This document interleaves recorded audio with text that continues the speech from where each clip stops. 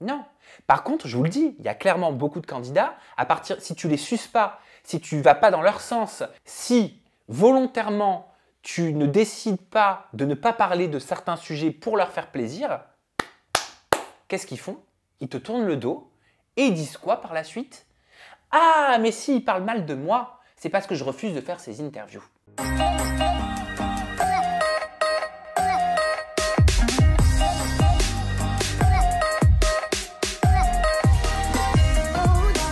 Bienvenue à tous dans mon chit-chat de rentrée, je suis super content de vous retrouver. C'est devenu une tradition quelque part entre nous. Je ne sais pas si vous l'avez remarqué depuis quelques années, mais à chaque rentrée, j'ai pour habitude maintenant de faire un chit-chat où je parle comme ça, face cam, avec vous de mes états d'âme, où je reviens sur ce qui s'est passé pendant l'été, où je vous parle de mon état d'esprit du moment, de mes vibrations du moment. Vous allez voir, ça va être très axé développement personnel parce que j'en ai fait beaucoup pendant l'été et j'ai surtout eu un gros déclic suite à un travail que j'ai fait sur moi. J'en avais un petit peu parlé en vidéo, vous m'aviez dit que vous voulez que je vous en parle, donc ça va être chose faite. J'ai fait un gros travail. Et j'ai eu aussi un malaise, voilà, j'ai perdu connaissance et je pense que comme dans les films Netflix, ça m'a un petit peu rebooté complètement le cerveau. Vous allez donc comprendre pourquoi je suis devenu un nouvel homme. Quoique, je pense que je ne suis pas devenu un nouvel homme, je pense que celui que vous êtes en train de voir aujourd'hui, beaucoup plus libre, qui se sent beaucoup mieux dans sa liberté d'expression, dans sa façon d'être, etc. Ben c'est celui que j'ai toujours été. Donc c'est pas vraiment que je suis un nouvel homme, c'est que j'ai toujours été cette personne-là et que les années qui sont passées par là, le métier aussi qui est passé par là, je crois m'a pas mal atténué celui que je suis vraiment. Voilà. Et puis je crois aussi beaucoup, ça fait partie. Vous allez voir, je parle beaucoup. Hein. Je parle comme ça, je peux passer parfois du coq à l'âne, mais c'est pas grave, je suis comme ça dans la vie. Donc on partage cette vidéo ensemble et là voilà, je suis parti sur un autre chemin. Mais vous allez voir que je me suis beaucoup analysé pendant l'été. Je pense que sur les dernières années, en fait, depuis que je fais mon métier, depuis que je fais mon travail sur YouTube, depuis que je fais toute cette création de contenu, je crois qu'inconsciemment, j'ai voulu être aimé du plus grand nombre. Et résultat, par peur de ceux qui ne sont pas d'accord, qui ne partagent pas mes pensées, par peur, en gros, d'être jugé, je me suis effacé sous un personnage un peu lisse, voilà, où je me disais, seule la qualité de ton contenu compte, ne montre jamais qui tu es, ce que tu penses, comment tu le penses. En gros, je me suis fixé des règles qui m'ont enfermé moi-même dans un carcan, dans quelqu'un que je n'étais pas, c'était une partie de moi, mais une partie extrêmement édulcorée. Et qu'est-ce que ça fait souffrir quand on passe des années, hein, plus de 7 ans, à montrer une personne qu'on n'est pas. Alors, je ne me suis pas créé du tout un personnage, mais je ne m'autorisais pas en fait à être celui que j'étais, par peur du jugement, par peur du regard des autres. Voilà. D'où, je pense, les nombreux états dépressifs que j'ai travaillés et j'ai aucun problème à en parler. Je peux en parler vraiment en toute transparence avec vous, on ne va pas se le cacher. Ça me saoule, cet été ça m'a saoulé quand j'ai fait une grosse rétrospective et un gros travail sur moi-même. Je me suis dit, mais attends mon gars, merde, ça fait des années maintenant que tu es en train de dire que tu es en train de traverser une période de dépression. Alors, je ne sais pas si on peut appeler ça une dépression. En tout cas, un gros état dépressif. La rentrée dernière, l'année dernière, septembre dernier, j'ai été dans un état dépressif de mi-août jusqu'à quasiment fin novembre, en tout cas mi-décembre. Ça a été terrible. Je me souviens de matins où j'allais au travail. Donc, ma vie déjà n'était concentrée qu'entre deux rues. Voilà, pour vous expliquer un peu le topo. Vous allez voir. Pendant des années, je me suis, au même titre que je ne m'autorisais pas à être moi-même, je ne m'autorisais plus à avoir une vie.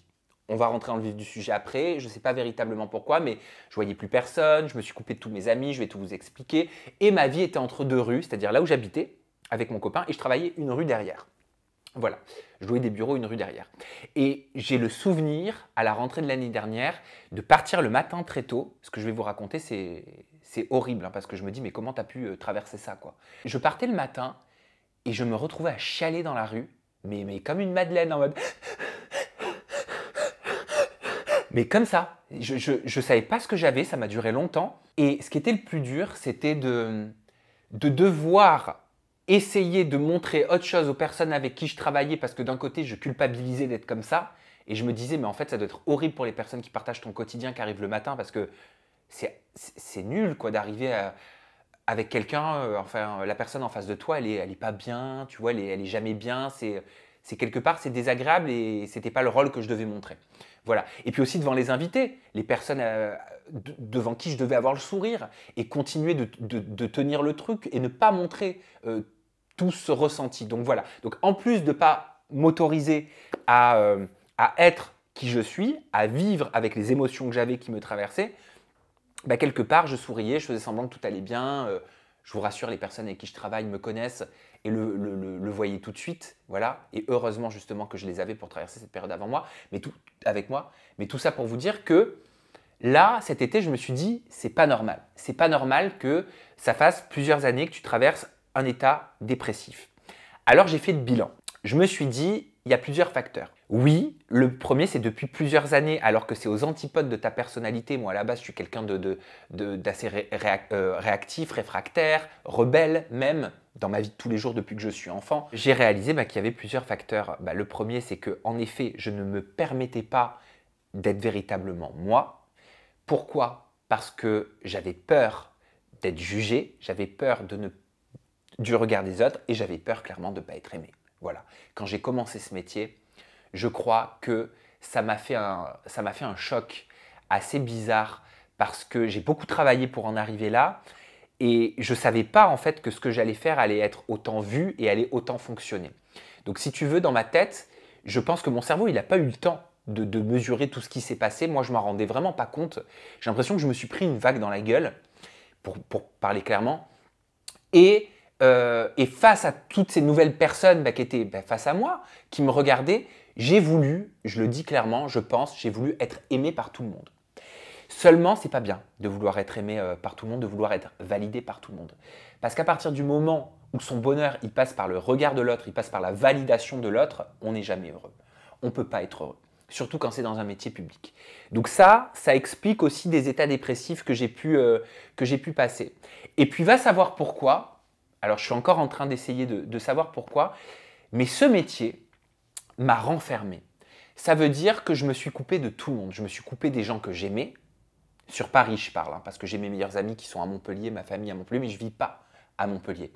Sur Paris, moi, avant, vous le savez, voilà, j'ai un parcours où j'ai travaillé dans le prêt-à-porter de luxe. Je m'étais fait plein d'amis, des très bons amis, même à moi, des gens que j'aime, des gens qui ont de la valeur, que j'appréciais voir. Et j'appréciais partager du temps avec eux. Et petit à petit, tout mon cercle que j'avais sur Paris, je ne sais pas pourquoi, mais je me suis coupé de tout le monde, de tous ces gens-là. J'ai arrêté d'aller au sport. Voilà. Je me souviens, ça commençait à arriver, c'est-à-dire que je disais tout le temps, mais j'ai trop de travail, j'ai pas le temps, j'ai trop de travail. Et résultat, j'ai trop de travail, je peux pas y aller aujourd'hui, et un beau jour, tu te réveilles et tu te dis, mais merde, ça fait 6 mois en fait que t'es pas allé au sport. Et puis 6 mois après, tu te dis, mais oh, ça fait 2 ans, tiens, que t'as pas vu tes amis de Paris, t'as pas vu les gens que t'aimais, t'es pas allé au resto avec les gens que t'aimais. Et c'est pas faute de m'avoir invité, de m'avoir proposé d'aller dans des soirées, d'aller boire des verres, mais je sais pas pourquoi, je me suis isolé du monde petit à petit, je me suis isolé des gens que j'aime et ma vie n'était plus que mon travail, mon mec. Et encore, si mon mec il était à côté de moi, il vous dirait qu'il a certainement passé des moments très difficiles parce que je pense que je m'en rends pas compte. Et d'ailleurs, si tu regardes cette vidéo, je m'en excuse parce que ça fait des années que je dis mais non, mais je comprends pas pourquoi tu dis ça, c'est pas vrai, je t'ai jamais mis de côté. Et en fait, je crois qu'il a raison. Je crois que sans faire exprès, je l'ai aussi mis de côté. Et il ne devait pas avoir le sentiment d'exister, il ne devait pas avoir le sentiment d'avoir sa place. Et de vous dire ça, ça m'émeut. Parce que je sais que s'il regarde cette vidéo, en fait, je ne lui ai jamais dit. Voilà, je ne lui ai jamais dit ça. Et donc, je crois que j'ai de la pudeur par rapport à ça. Mais voilà, si tu regardes cette vidéo, je te le dis, je suis désolé si je t'ai mis de côté. Je suis désolé si je n'ai pas été assez présent, si je ne me suis pas intéressé assez à toi. Si j'étais pas assez là, peut-être quand j'ai loupé des moments et que tu en avais besoin. Mais c'est pas de ma faute. Voilà, j'ai ma part de responsabilité complètement là-dedans, mais je m'en suis pas rendu compte. J'étais dans ce truc, dans cette vie enfermée, et je sais pas comment elle est arrivée là, cette vie enfermée.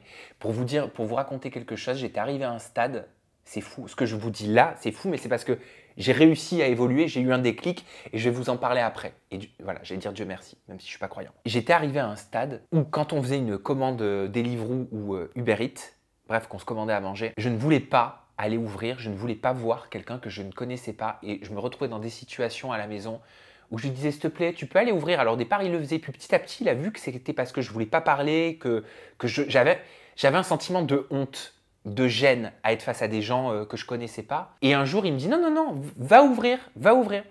Et je me suis retrouvé à le supplier, presque les larmes aux yeux, en lui disant je t'en prie, s'il te plaît, va ouvrir pour moi, je peux pas, j'ai pas envie de parler, j'ai pas envie de parler à quelqu'un que je connais pas, j'ai pas envie de croiser quelqu'un que je connais pas, j'ai vraiment pas envie de ça. Parce que c'était, ça paraît con, hein, comme je vous dis, moi, quand je réalise ce que je suis en train de vous raconter, je me dis, mais t'avais un problème, mec. Et je sais pas pourquoi, mais même ça, c'était devenu difficile pour moi. Ce qui fait que les interactions avec les autres, pendant plusieurs années, elles sont devenues difficiles pour moi. Je vous dis, je me suis coupé de mes amis, je me suis coupé de tout un tas de plaisirs. En gros, tout ce qui me faisait plaisir, tout ce qui me faisait du bien, je l'ai arrêté. Et ma règle, c'était devenu le travail, la maison, le travail, la maison, le travail, la maison, le travail, la maison. Comme je vous dis, je ne vivais plus qu'entre deux rues. Je partais à 6h30 le matin au travail, je rentrais à 20h30 si ce n'est pas 21h le soir, 2 heures avec mon copain, et encore il devait voir que j'avais la tête ailleurs. Voilà, on se couche, on dort, et voilà ma vie. Et c'est pas une vie. Et cet été, tout ça pour vous dire que j'ai réalisé que c'était pas normal et que si peut-être je me sentais malheureux en permanence et que, je sais pas, ça fait un moment que vous m'entendez dire j'ai envie d'être heureux, je me sens pas heureux, ben c'est normal. Si tu te coupes de tout ce qui te fait plaisir, si tu te coupes des moments qui te font du bien, c'est normal de toute façon de pas être heureux. Mais c'est un cercle vicieux, voilà. Au départ, c'était un cercle vertueux, cette activité, et petit à petit, je suis tombé dans un cercle vicieux où la pression du travail, la pression de vouloir me dépasser, de vouloir être toujours meilleur, de vouloir faire toujours plus de qualité, elle a pris le dessus sur ma vie, elle a pris le dessus sur moi. Et le problème, c'est que j'ai réalisé que tu ne peux pas durer dans le temps éternellement si tu ne t'accordes pas du temps pour toi. Et ça, c'est valable quelle que soit l'activité qu'on fasse. Parce que tu perds petit à petit la notion de plaisir. Et ça, c'est vraiment pas bon. Bon, l'essentiel, c'est de s'en rendre compte. Et c'est ce qui s'est passé pour moi cet été. Donc, ce qui s'est passé cet été, c'est que j'avais très peur de reprendre le travail mi-août et de retomber dans une phase de dépression. J'avais hyper peur de ça. Et je voulais surtout pas. Parce que, et je pense que vous vous en rendez compte avec la rentrée que j'ai faite, clairement, je vais vous le dire. Quand j'étais pas bien, mais que je continuais bien sûr de faire mon activité, de travailler, et je savais pas que ça pouvait avoir un impact sur la qualité de ce que je faisais, et ben aujourd'hui, je réalise que ce que je faisais, c'était moins avec de la passion. C'était moins avec cette petite flamme qui anime, cette petite flamme excitante. Résultat, tu fais les choses parce que tu sais que tu aimes faire ça, mais c'est comme un plat où tu as perdu le goût. Donc tu le manges, mais le goût, il n'est pas vraiment là. Et si le goût, il n'est pas vraiment là, tu ne peux pas mesurer le plaisir que tu as. Ça ne peut pas être pleinement à 100% du plaisir. Et je pense que l'année dernière et l'année d'avant, professionnellement, je vais parler, et même personnellement, et on va y venir, je me suis interdit professionnellement tout un tas de choses. Par peur du regard, par peur d'être jugé, par peur d'être critiqué, par peur qu'on me dise que tu fais c'est de la merde, par peur qu'on me dise oui mais là tu vas blesser ci, tu vas blesser ça, tu vas blesser telle communauté, tu vas machin. Ben, je me suis empêché de faire tout un tas de choses en termes de création de contenu et en fait je me suis moi-même bloqué. Résultat, je suis arrivé avec un contenu, je pense, peut-être que vous l'avez ressenti, vous me le dites dans les commentaires, mais qui avait moins de saveur, qui était moins ce qu'il était auparavant. Alors, peut-être que je suis dur envers moi-même, je ne sais pas, mais votre avis il m'intéresserait là-dessus. Alors, il y avait des moments où j'avais plus de phases d'exaltation que d'autres. Bon, après, c'est vrai que l'année dernière, ça a été une année difficile, je vais vous en parler pour plusieurs raisons, toujours par rapport à cette peur qui m'anime, et je pense que des personnes en ont joué inconsciemment ou consciemment. Aja, c'est sûr que, voilà, au départ, je ne m'attendais pas à ce que ce soit une émission qui fonctionne autant. Je me souviens des premiers Aja, la visibilité, elle n'était pas là, mais moi, je croyais en ce programme, je croyais en cette émission. C'est mon bébé, Aja. Ça a été créé vraiment de toutes pièces, vraiment de toutes pièces. Et pourtant, j'ai persisté. J'ai continué, même si on me disait c'est de la merde, même si on me disait ça sert à rien ce que tu fais, etc. Ben, j'ai quand même continué. Et au départ, quand ça n'avait pas le succès que ça a aujourd'hui, ça dérangeait personne. Hein. Ça dérangeait pas un candidat, pas une boîte de prod, ça dérangeait personne. Et puis petit à petit, quand il a commencé à avoir de la visibilité, Là, j'ai remarqué que le comportement de certains candidats, le comportement de certaines personnes dans le métier, leur comportement avait changé selon moi parce que Aja mettait en avant certaines facettes du métier, certaines facettes du métier, certaines facettes du milieu, l'explique, le décrypte, l'analyse, et ça n'a pas plu. Ça n'a pas plu à tout le monde parce qu'il y avait une omerta, voilà, et qu'il y avait plein de sujets qu'il n'était pas bon d'aborder. D'ailleurs, si les années précédentes, j'ai eu tant de problèmes avec... enfin, tant de problèmes, ce n'est pas des problèmes, c'est plutôt des personnes qui, selon elles, ont voulu arrêter, comme elles disent, de donner de l'eau à mon moulin, parce qu'apparemment, je ne savais pas que je vivais à la campagne, et ont voulu me couper de certains candidats, de certaines émissions, etc. Pourquoi? Je vais vous le dire clairement. Et un jour, je vous ferai une vidéo dédiée, vous me le dites si vous voulez que je vous en parle. Mais parce qu'il y avait un service de communication qui clairement m'appelait régulièrement pour me dire tu coupes ça dans ton interview, ça tu dis pas, ça on veut pas que tu le dises, ça il faut que ce soit coupé. À un moment donné, j'ai dit non mais oh, c'est quoi cette ingérence? Est-ce que moi, je viens me mêler de votre ligne éditoriale dans vos émissions? Est-ce que je vous appelle pour vous dire pourquoi vous avez mis encore 3 mecs qui dénigrent une meuf? Est-ce que je vous appelle pour vous dire et pourquoi vous avez mis ce candidat parce qu'il a un casier judiciaire? Est-ce que je vous appelle en vous disant pourquoi il n'y a pas de noir dans votre émission? Donc, pourquoi vous venez vous mêler de mes questions et de mon travail? Et puis quelque part, si mes questions, elles dérangent tant, c'est peut-être parce qu'elles sont bonnes. Parce que quand des questions, elles sont pas bonnes, elles ne dérangent pas. Quand des questions sont pertinentes, elles dérangent. Voilà. Et j'ai arrêté de faire ce qu'ils voulaient. Parce que clairement, je le faisais avant, il y a plusieurs années. Oui, bien sûr, je le faisais. Pour ceux qui ont lu mon livre, voilà, vous avez dû comprendre certainement beaucoup de choses. Et à partir de ce moment-là, certains ont commencé à vouloir me couper, à m'annuler même des interviews qui étaient prévues. Alors, je blâme pas du tout certains candidats, parce que c'est pas tout le monde. Hein. Parce que eux, ils font quoi?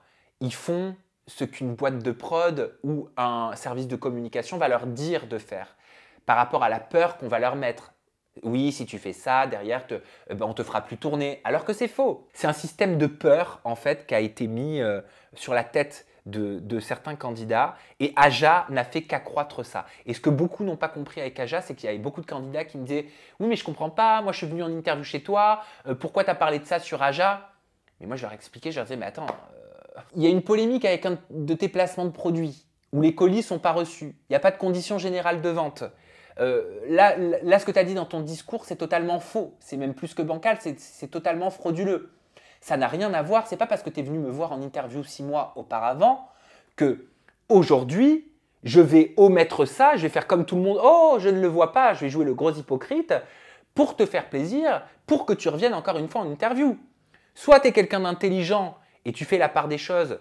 Tu sais que moi, je ne suis pas ton attaché de presse. Je suis là pour poser les questions et pour poser les bonnes questions. Et auquel cas, bon, si tu as fait de la merde, il faut accepter que les autres, qu'un média spécialisé en parle. Et si tu décides de ne plus y aller, ça t'appartient. Voilà. Mais ce que je veux vous dire, c'est que moi, j'estime avoir toujours été droit dans mes bottes. Je vais prendre un exemple. Hein. Kim Glow. Kim Glow, elle est venue en interview chez moi. D'accord? Là, il n'y a pas longtemps, dans une actu de l'influx, j'ai parlé que Kim Glow avait été condamnée par la justice par rapport à un procès d'une entreprise de canapé, etc., que sa communauté avait fait beaucoup de coups de fil, enfin bref, elle a perdu son procès. J'en ai parlé. Typiquement, je prends son exemple parce que c'est le dernier exemple que j'ai en date, elle ne m'a pas appelé Kim Glow pour me dire « Ah mais c'est terminé, t'as parlé de ça, t'as parlé d'un truc négatif sur moi, je viens plus. » Non. Par contre, je vous le dis, il y a clairement beaucoup de candidats, si tu les suces pas, si tu ne vas pas dans leur sens, si volontairement tu ne décides pas de ne pas parler de certains sujets pour leur faire plaisir, qu'est-ce qu'ils font? Ils te tournent le dos et ils disent quoi par la suite? Ah, mais s'ils parlent mal de moi, c'est parce que je refuse de faire ces interviews. Ça, c'est le raccourci qui est beaucoup utilisé. Et c'est devenu une chanson. Je pourrais en faire une chanson, je pourrais en faire un tube. Ouais, mais s'ils parlent mal de moi, c'est parce que je refuse de faire ces interviews de merde. Ouais, mais alors il a tellement la haine que je fasse pas ces interviews qu'en fait il décide de mal parler sur moi. Mais non, non en fait. Parce que si vous regardez bien mon travail, et les vrais qui me suivent le savent, vous verrez que ce n'est pas parce que je reçois quelqu'un en interview que 4 semaines après, je ne vais pas parler d'un placement déplacé ou je ne vais pas parler d'une polémique qu'il y a eu dans Aja. Voilà. Le problème, c'est qu'avant, il n'y avait pas Aja. Donc avant, il n'y avait pas de débat à mon niveau. Je posais des questions. Mon rôle n'était pas de décrypter, d'analyser et de donner mon avis. Mon rôle était de poser des questions et d'écouter. C'est tout. C'est ce qu'on attend d'une interview. Là, avec Aja, mon rôle, il a évolué. Je sais être à ma place en interview et je sais être à ma place sur Aja. Et sur Aja, le rôle d'Aja, mais clairement, je vais vous le dire, je le connais aujourd'hui, le cheval de bataille d'Aja. Le cheval de bataille d'Aja, c'est de parler du monde de la télé-réalité et de l'influence et de se servir du monde de la télé-réalité et de l'influence pour soulever des sujets de société. Parler de problématiques qui sont rencontrées aujourd'hui par même des consommateurs. Je pense aux placements déplacés. Mais heureusement que les placements déplacés existent et sont là. Seulement, ces candidats qui n'apprécient pas de se retrouver dans certains débats vont dire quoi en justification et en défense? Oh, mais il fait de l'acharnement parce que je refuse ces interviews. Je vous assure que si je vous sortais des conversations WhatsApp, vous seriez complètement surpris parce que, par le discours que vous entendez en story de certains et la réalité dans les conversations WhatsApp. Les conversations WhatsApp, je ne les sortirai pas parce qu'il y a le secret de la correspondance au travers d'une messagerie privée et je respecterai la loi. Par contre, ça me fait vomir les candidats télé-réalité qui utilisent le mot du harcèlement à tout va, notamment ceux qui ont fait preuve véritablement de harcèlement en télé-réalité, de harcèlement plus que répétitif, et c'est un pléonasme, et qui aujourd'hui crient au harcèlement envers des personnes qui parlent de placement déplacé. Je trouve ça quand même extrêmement limite. Bref, je me suis perdu, je vais revenir à mes moutons. Tout ça pour vous dire que cet été, j'ai beaucoup réfléchi. Alors ce que j'ai fait, alors moi je suis très développement personnel, j'ai lu énormément de livres. J'ai relu, je dois en être à ma 5e lecture du livre Les 4 accords Toltec, que votre parole soit impeccable, ne jamais faire de suppositions, ne jamais prendre personnellement les choses et toujours faire de son mieux. Et en fait, j'ai réalisé que depuis des années, ce que je lisais, je ne l'appliquais plus. J'étais rentré dans une spirale vraiment assez négative, où je ne me respectais plus. Parce que quand on n'a pas de respect pour soi, quand on se fait souffrir, comme je me suis fait souffrir spirituellement, quand on traverse autant de phases dépressives, c'est qu'on ne se respecte pas. Je parle en mon nom, que les personnes qui traversent des phases comme celle-là ne le prennent pas pour elles. Je parle vraiment en mon nom. Moi, j'estime que je ne me respectais pas, parce que ce n'est pas se respecter que de s'infliger tout ça. Ce n'est pas se respecter que de se blâmer de cette façon-là. Et c'est ne pas se respecter que de ne pas avoir confiance en soi et de ne pas s'estimer à sa juste valeur.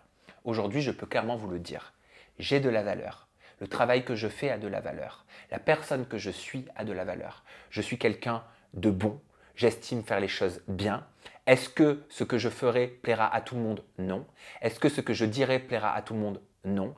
Pourquoi ça ne plaira pas à tout le monde? Certainement parce que beaucoup de choses que je vais dire vont déranger. Parfois parce que je suis humain et que je peux me tromper, auquel cas je suis toujours pour la communication, que ces personnes viennent me parler. Je n'ai aucun problème à me retrouver en face à face avec des personnes qui ont des reproches à me faire ou des personnalités qui ont des reproches à me faire. Mais très honnêtement, je suis là pour discuter, je suis là pour communiquer, je suis là pour répondre. Après, il faut se poser une question. Pourquoi certaines personnes ne veulent pas être face à moi? Moi, je l'ai la réponse. Peut-être, certainement, parce que certains savent que mes questions seront profondes, que j'irai jusqu'au bout, que je ne lâcherai rien et peut-être que ces personnes ont des choses à cacher ou ont des façons de fonctionner professionnellement dans leur statut d'influenceur ou autre. Et elles n'aimeraient pas voir certaines choses refaire surface. Voilà. Et moi, on le sait dans le métier, puisque je l'entends, certains me le disent, « Ah, fais attention aux questions de Samzira ». Oui, c'est vrai. Je travaille mes interviews, j'aime aller à fond, j'aime aller jusqu'au bout des choses. Donc j'ai fait énormément de développement personnel, j'ai pris du temps pour moi. Au départ, je ne devais pas du tout regarder les réseaux sociaux, je ne devais pas du tout regarder Instagram. Et Marine, avec qui je travaille gentiment, m'a proposé, m'a dit, écoute, quand tu as un post à faire, quand tu veux mettre une photo, tu me fais la photo, tu m'envoies la photo, tu m'envoies ta légende et moi je le fais pour toi. Alors vous allez vous dire, mais le mec est atteint. Mais c'est parce qu'en fait, je suis un peu tout ou rien. Ça veut dire que si je vais sur Instagram, je suis capable de tout regarder, ça aurait pu me pourrir mon été et après je pourrais ne penser qu'à ça. Mais d'un côté, d'être comme ça, c'est pas bien. Ça veut dire que j'avais besoin d'être protégé, que j'étais dans la protection. D'ailleurs, ce que je disais avant aux gens avec qui je travaillais, mais quand je vous dis avant, c'est juste avant l'été. Ils savaient, je leur disais, voilà, si on me clash, si on parle, si on me dit, s'il y a des mensonges qui sont faits sur moi ou autre, surtout ne me dites pas, je veux pas savoir, je regardais pas Internet, je tape jamais mon nom dans Google pour savoir ce qui se dit. Quand je vais sur Instagram pour poster une photo, je faisais comme ça. Je vais pour poster la photo, hop, je tourne la tête pour pas voir, je tournais la tête pour pas voir les notifications et les cœurs, parce que sinon ça me donnait envie d'aller regarder et sur quoi j'aurais pu tomber. Et après, ça aurait pu me pourrir toute la journée. Et je postais mon truc, mais c'est grave d'en arriver là.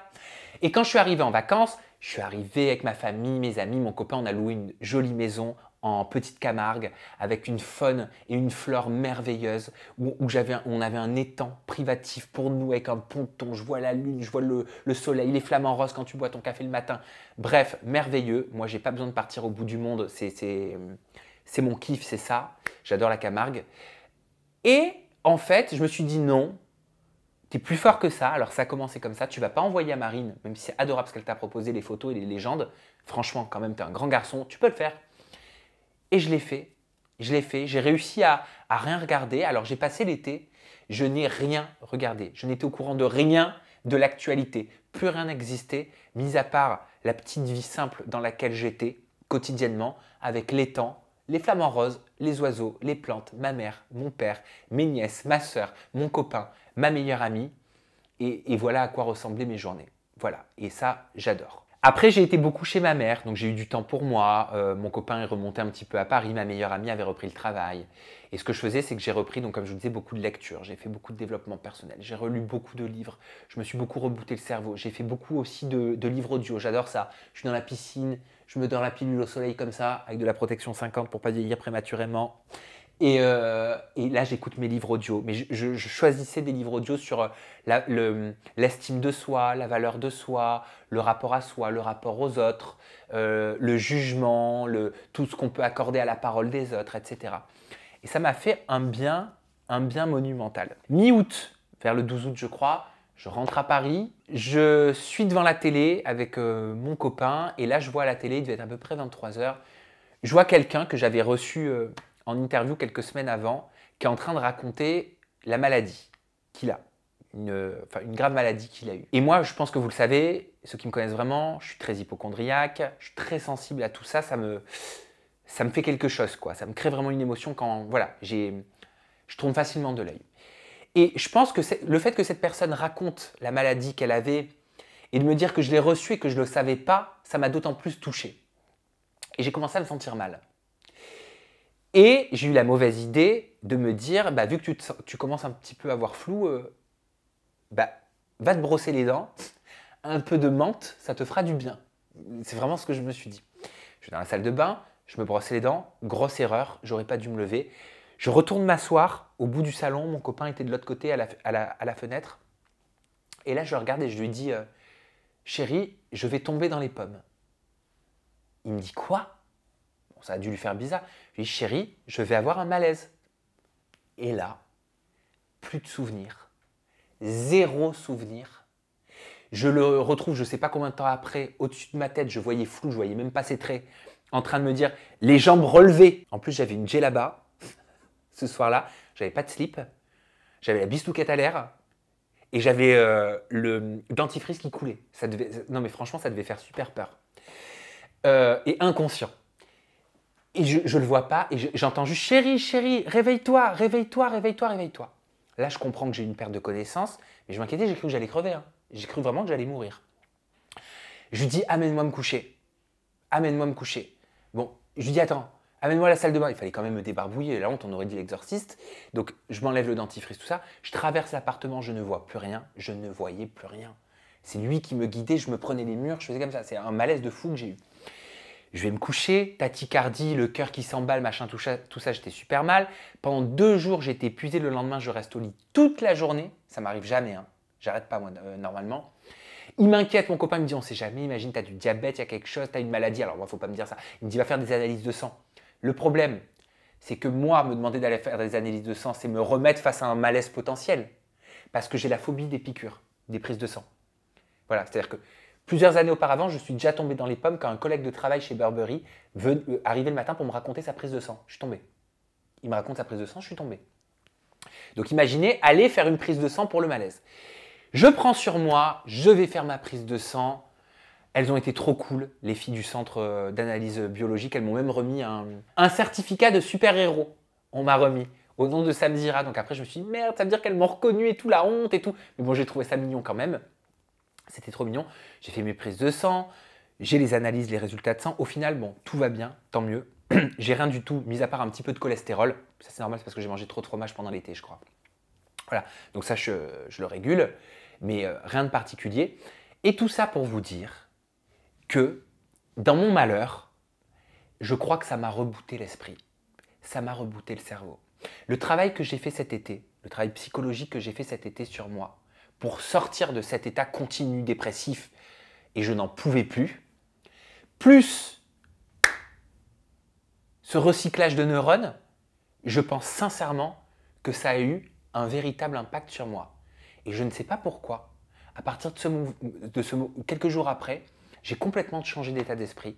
Quand on a repris le travail, j'ai dit à l'équipe avec laquelle je suis, arrêtez de me protéger.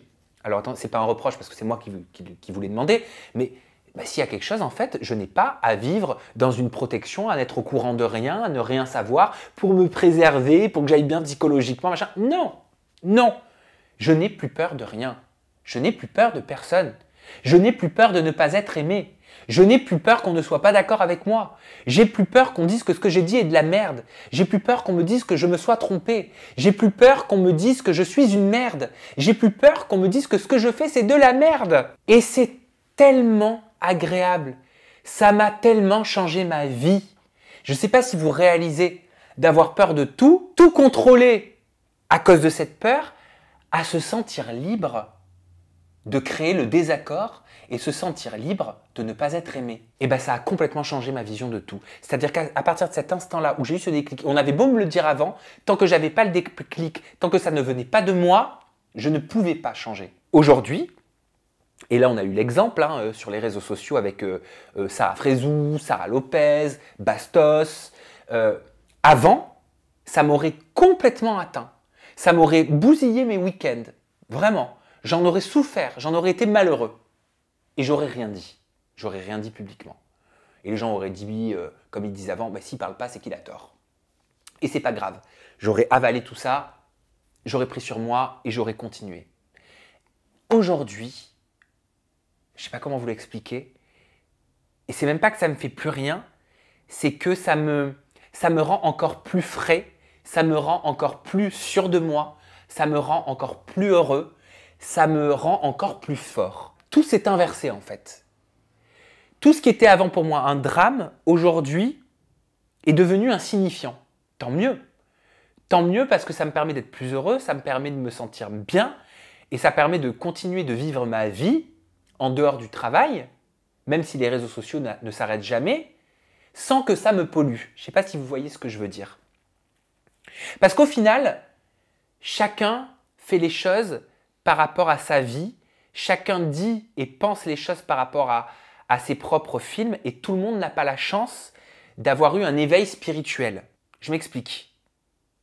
Quelqu'un qui va dire « Ah, il parle mal de moi ». Alors parler mal d'eux, c'est les placements déplacés, dire qu'il ne paye pas d'impôts ou parce que il est ami avec les autres, voilà, et que il a besoin de ces gens-là pour pouvoir exister ou machin, tout ça, forcément, voilà. Une personne qui va donc dire, qui va faire une grosse supposition, je ne vais pas utiliser le mot supposition tout de suite, vous allez comprendre, mais qui va dire par exemple « Ah il m'a foutu dans les placements déplacés, ou il a dit ça sur moi, ou ils ont dit ça sur son plateau, parce que je refuse de venir en interview. » Refaisons le chemin inverse, ça s'appelle comment?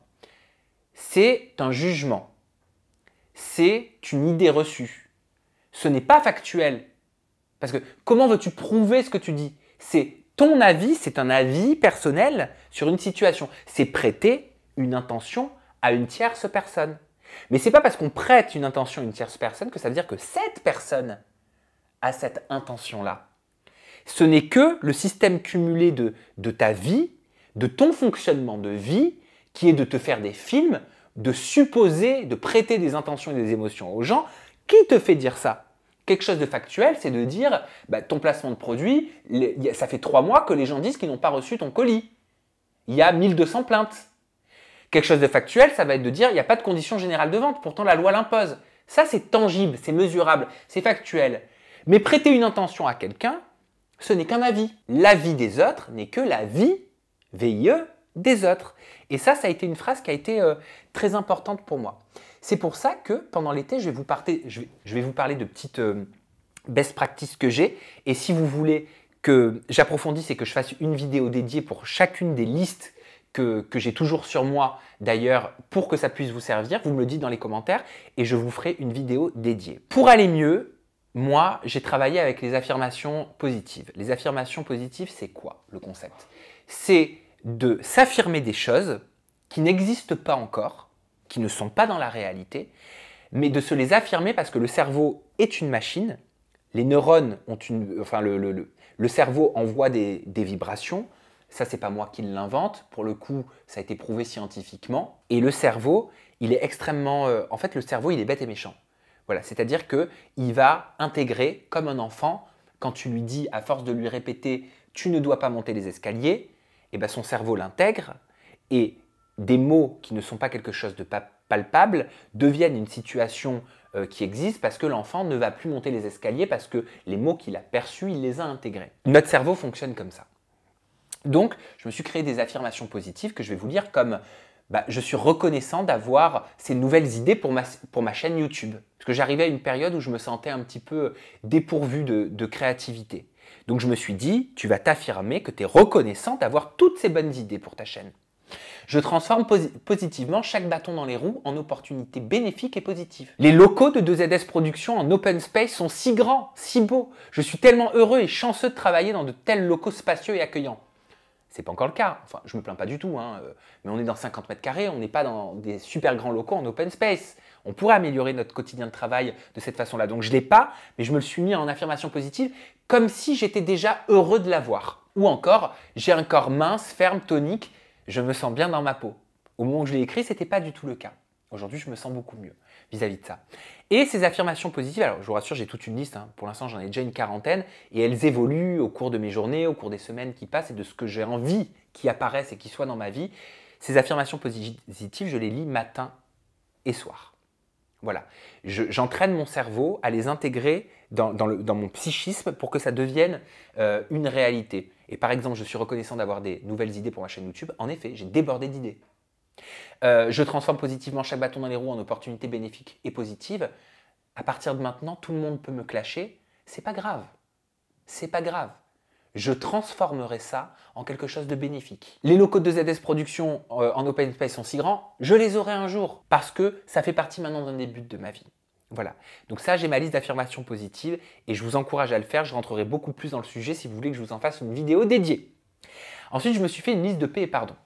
Une liste de paix et pardon, c'est quoi? Alors ça vient vraiment de moi. Je ne l'ai pas lu dans un livre ni quoi que ce soit, même si peut-être ça y apparaît dans certains, certainement.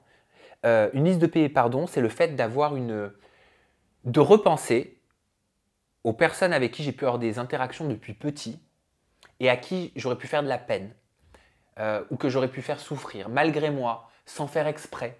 Voilà. Ça peut être un ex, ça peut être une personne que j'ai rencontrée au cours de ma carrière professionnelle.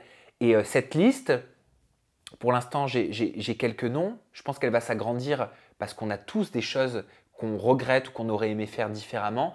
Et je crois que c'est important de l'admettre, de l'accepter.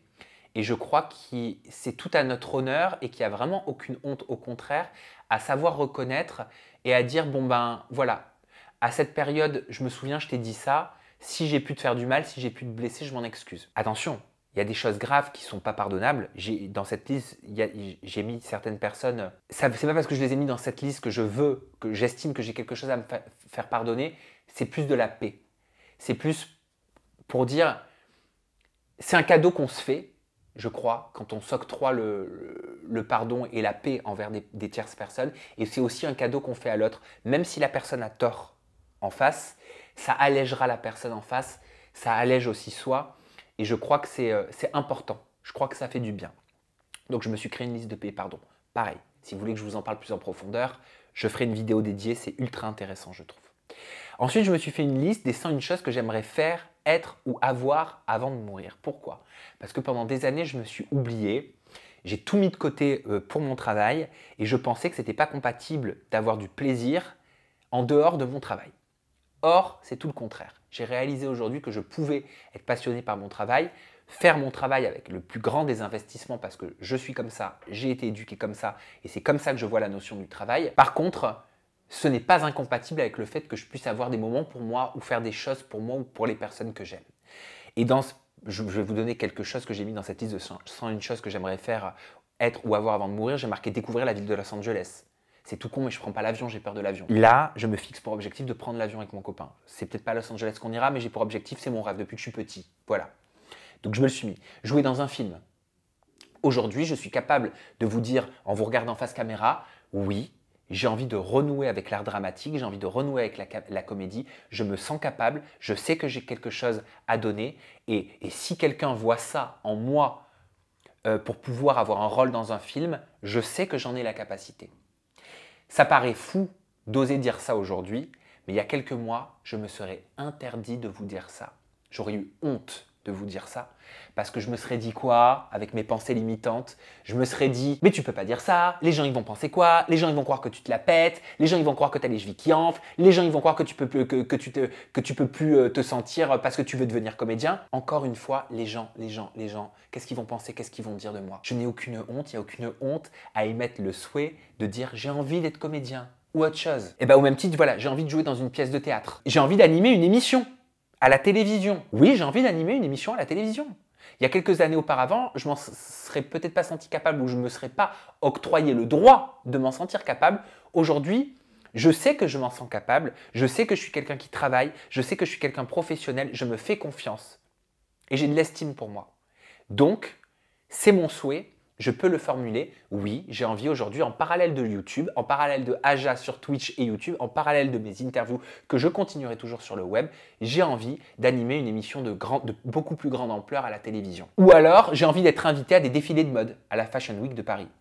Vous le savez, mon goût pour la mode, pour la culture même de la mode, je connais énormément de choses sur les designers, sur l'histoire des maisons de couture, etc.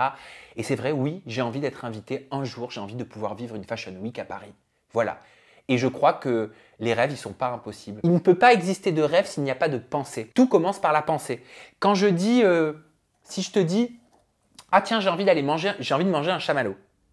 Le chamallow, il va bien falloir que je l'ai en physique, si je veux transformer ma pensée en physique. Je vais donc prendre mon sac. Dans mon sac, il y a mon porte-monnaie avec de la monnaie. Je vais me rendre dans un supermarché, potentiellement, et je vais acheter mon paquet de chamallows. Je vais convertir mon argent contre le paquet de chamallows. Je vais rentrer chez moi et je vais manger mon chamallow. Mais tout est parti de quoi? Tout est parti de ma première pensée. Mon envie de manger un chamallow. C'est exactement pareil pour les objectifs. Tout rêve commence par une pensée. Il faut d'abord l'avoir pensé pour accéder à son rêve. Donc voilà, c'est pour ça que cette liste des 101 choses que j'aimerais faire, être ou avoir avant de mourir, elle est importante pour moi. Ensuite, j'ai toute une liste qui s'appelle phrases que j'aime ou auxquelles je pense. C'est des phrases qui m'inspirent, que j'entends, ou qu'un membre de ma famille a dites, ou que j'ai entendu à la télé, ou que j'ai lu dans un livre, ou qui viennent de moi, carrément. Et je me les note parce que je les trouve inspirantes et de les lire de temps en temps me fait du bien. Je me suis mis dans ces phrases, ça vous allez m'entendre le dire beaucoup, la vie, AVIS, des autres n'est que la vie, VIE, des autres. Ou encore, non n'est pas une réponse, mais une opportunité. Pourquoi devoir se justifier de nos choix et des changements que nous entreprenons alors que la vie est un perpétuel changement? Ça, c'est ma sœur qui me l'a dit. Quand elle m'a dit, cet été, elle me dit, mais qu'est-ce qui s'est passé avec Sabrina sur Aja, là, j'ai vu tout ce que tu t'es pris, machin, tout ça. Alors, oui, j'ai certainement... j'aurais dû communiquer différemment, j'aurais dû vous parler en fait différemment plutôt que d'essayer de sauver et telle personne et tout le monde pour que tout se passe bien et que personne n'ait de problème. En fait, encore une fois, je m'étais compliqué la vie parce que je vivais dans un schéma compliqué. Alors que la simplicité, en fait, il n'y a rien de mieux que la simplicité de se faire confiance. Voilà. Mais j'ai mis cette phrase de ma sœur parce que c'est vrai, la vie est un perpétuel changement. Or, sur les réseaux sociaux, on nous demande beaucoup de m'expliquer du changement, mais la vie n'est que changement. Donc voilà, de facto, cette phrase m'a plu. Ou encore, il nous faut un rêve, voilà, je vous l'ai dit, pour qu'un rêve se réalise. Encore une fois, si vous voulez que je rentre plus dans les détails et que je vous fasse une vidéo dédiée pour chacune de mes listes, vous n'hésitez pas. Et d'ailleurs, j'ai encore d'autres listes dans mes tiroirs. Si vous voulez que je vous en parle, je le ferai. D'ailleurs, j'en profite. Moi, ce qui m'a fait beaucoup de bien cet été, c'est de parler à ma sœur. Pour ceux qui ont regardé mon calendrier de l'Avent que j'ai fait à Noël dernier, voilà. Alors, ma sœur, elle est spécialisée dans les accompagnements holistiques et énergétiques. Elle a vraiment du talent. C'est vraiment une personne solaire qui, au-delà de savoir écouter, a quelque chose à influer, à communiquer. Et d'ailleurs, c'est pas pour rien que son cabinet, qui est basé à Pérols, à côté de Montpellier, chez Noah, ça s'appelle, marche très bien. Elle fonctionne qu'avec le bouche à oreille, hein, pas de placement de produit, je vous rassure. C'est que du bouche à oreille, c'est uniquement parce que les personnes sont contentes et recommandées. De parler avec ma sœur m'a fait le plus grand bien parce que c'est une jeune femme de talent, sensée. Et si vous voulez regarder un petit peu ce qu'elle fait, d'ailleurs, je l'ai poussée à se lancer sur YouTube. Elle a créé sa chaîne, c'est moi qui lui ai créé sa chaîne. Il va falloir que je lui donne un petit peu quand même des cours de vidéo parce que pour l'instant, elle le fait avec le téléphone portable comme dans les années 2015. Mais c'est pas grave. La prochaine fois que je la vois, je vais lui en apprendre pour le coup, moi, sur YouTube, au même titre que elle m'en apprend sur le développement personnel. Je vous mets le nom de sa chaîne YouTube, c'est Phoenix. Allez, en conclusion de cette vidéo, je pense que vous avez tous compris mieux le titre de cette vidéo et mon état d'esprit. Ce n'est pas mon nouvel état d'esprit, c'est l'état d'esprit que j'ai toujours eu, mais c'est celui que je ne me permettais pas d'avoir. En résumé, j'assume mes choix, j'assume les changements et j'assume que tout ce qui peut venir de moi ou tout ce que je pourrais dire ne plaît pas. Je décide de m'entourer uniquement de personnes, que ce soit professionnelles ou personnelles, de personnes qui partagent ma vibration, qui partage ma fréquence du moment, qui partage mes vibrations et mon état d'esprit. C'est terminé de se rapprocher ou de se forcer à être en lien avec des personnes qui ne sont pas du tout, qui sont aux antipodes de ma vibration. Voilà, c'est mon choix, c'est ma vie, c'est ma directive professionnelle ou mes directives personnelles. Il est donc normal que je m'entoure de personnes qui sont dans ma vibration pour vibrer avec moi. Et d'ailleurs, je sais de plus en plus ce que je veux à chaque instant. J'aime savoir que ce que les autres pensent de moi n'a plus aucune importance. L'essentiel, c'est que je sois en symbiose avec moi-même et que je sois content de moi. L'invective, les mensonges et les injures de ceux qui me veulent ou me voudront du mal sur les réseaux sociaux ne les déshonorent que eux-mêmes. La critique avec intention de nuire et la méchanceté n'est que le reflet des personnes qui l'utilisent pour se valoriser. À partir de maintenant, je me réalise uniquement au travers de la confiance que je m'accorde et de la valeur que je sais que j'ai. Je n'ai plus besoin de me rassurer ou d'avoir l'approbation des autres pour me rassurer dans ce que je dis ou dans mes choix. Et enfin, la notion zéro, et ça je pense que je vous en ferai une vidéo dédiée si ça vous intéresse, le zéro, c'est hyper important. Mais j'ai réalisé cet été que la notion de zéro, elle était hyper bénéfique et hyper positive, que depuis qu'on est petit, on nous inculque inconsciemment à nous faire croire que le zéro, le néant, c'est quelque chose de négatif, c'est quelque chose de nul, c'est quelque chose de dévalorisant, c'est quelque chose de pas bien. Preuve en est, à l'école, le zéro pointé, ça nous renvoyait à quoi? À la nullité la plus extrême. Le zéro pointé, c'était une bille. De façon générale, dans la vie, quand on dit « ah bah lui, c'est un zéro », ça veut dire qu'il n'y a rien qui va, il n'y a rien qui est bon. Alors qu'en fait, le zéro est extrêmement créateur. L'échec est extrêmement créateur. Pour moi, le zéro… Et pourquoi je vous fais cette réflexion-là? Parce que j'ai l'impression quelque part de repartir à zéro.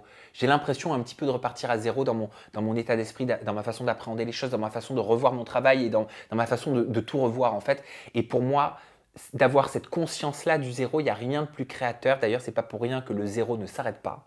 Et le zéro, pour moi, il n'y a pas plus positif que le zéro. Le zéro, pour moi, c'est déjà la notion d'avoir les pieds qui sont bien ancrés dans le sol, d'avoir conscience que la remise en question, elle est hyper importante, d'avoir conscience qu'à n'importe quel moment, on peut être en haut et à n'importe quel moment, on peut être en bas. Le zéro, il est créateur. Le danger, il est créateur. Se remettre en question, se mettre en danger et tout le temps remettre en question sa façon de penser, sa façon de voir les choses, en fait, elle est super créatrice. Voilà. Et c'était important pour moi de dire que le zéro n'a pas une notion négative pour moi, mais au contraire, il a une notion extrêmement positive, alors que nous traversons une période sur les réseaux sociaux où on te fait croire que si tu n'as pas d'abonnés, que si tu n'as pas assez de visibilité, ou autre, hein, ça peut être tout pour un tas de choses, et ben tu n'as pas de valeur. C'est pas vrai. La valeur, elle est partout. Oh là là, j'espère que c'était pas n'importe quoi cette vidéo. J'ai l'impression d'être parfois passé du coq à l'âne, mais je l'ai faite, voilà. Je m'étais mis des petites notes de ce que je voulais impérativement vous dire et je me suis dit après je parle avec vous. Donc si je suis passé d'un sujet à un autre, bah, c'est exactement comme si vous étiez en face de moi. Ce que je veux vous dire, pour vraiment conclure, c'est que vous avez de la valeur. Vous avez une valeur extrême. Quoi que les gens vous disent, quoi que les gens essaient de vous faire croire, quels que soient les mensonges qu'on fait sur vous je sais pas moi, dans le cadre de votre travail, dans le milieu professionnel, à l'école, en famille, entre amis, ne doutez jamais de votre valeur. Par contre, oui, remettez-vous en question. Oui, revoyez votre façon d'avoir du recul sur qui vous êtes. Oui, faites l'analyse de qui vous êtes, de ce que vous voulez. N'oubliez jamais la notion de plaisir, mais surtout ne laissez jamais personne mettre votre personnalité de côté et vous oublier. Parce que moi, c'est ce que j'ai fait pendant plusieurs années et aujourd'hui, je suis très content de pouvoir laisser ma vraie personnalité retranscrire. Je vous embrasse fort. On démarre donc une nouvelle aventure ensemble. Faisons connaissance parce que c'est que le début, voilà, de notre nouvelle amitié. Bisous!